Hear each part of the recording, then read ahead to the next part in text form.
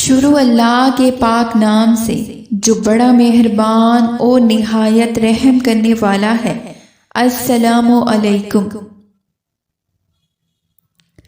ہدہد Asia, افریقہ اور Europe میں پائے جانے والا پرندہ ہے۔ اس کا سفید، کالا اور گلابی مائل بھورا رنگ اسے دوسرے پرندوں سے خوبصورت بناتا ہے۔ اس کے سر پر پروں سے بنا ایک تاج ہوتا ہے۔ یہ کیڑے مکوڑے کھاتا ہے اور درخت یا دیواروں میں گھونسلہ بناتا ہے۔ سورۃ نمل میں حضرت سلیمان علیہ السلام کی قیادت لیڈرشپ کا ذکر کیا گیا۔ انہوں نے اپنی قائدانہ صلاحیتوں سے مخلوق کو کس طرح سے اپنے احاطے میں لیا ہوا تھا۔ بہت سے مفسرین بیان کرتے ہیں کہ آپ کے قائم کردہ پارلیمنٹ کے 600 سے زائد ارکان تھے۔ سلطنت کے مختلف کاموں کو سر انجام دینے میں ہر مخلوق سے کام لیا کرتے تھے۔ جب پارلیمنٹ کا اجلاس ہوتا تو ہر شخص کو، ہر مخلوق کو اس میں شریک کیا جاتا تھا۔ ہدہد اسی دربار میں پرندوں کی نمائندگی کرتا تھا۔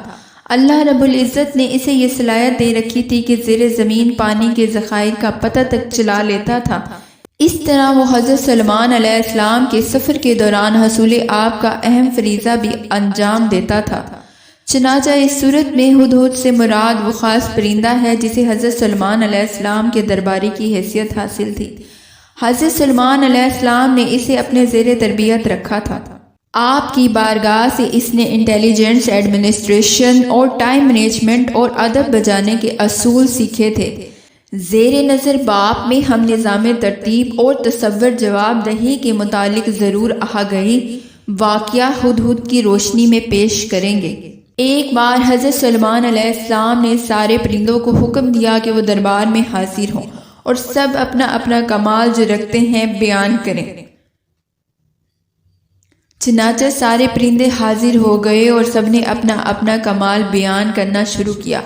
ہدہد کی باری آئی تو کہنے لگا، حضور، مجھ میں یہ کمال ہے کہ میں آسمان کی بلندیوں پر بہت اونچا اڑتا ہوں اور اتنی دور سے بھی زمین کے اندر تمام چیزوں کو دیکھ لیتا ہوں اور بتا سکتا ہوں کہ زمین کے کس حصے میں پانی ہے اور کس حصے میں نہیں ہے۔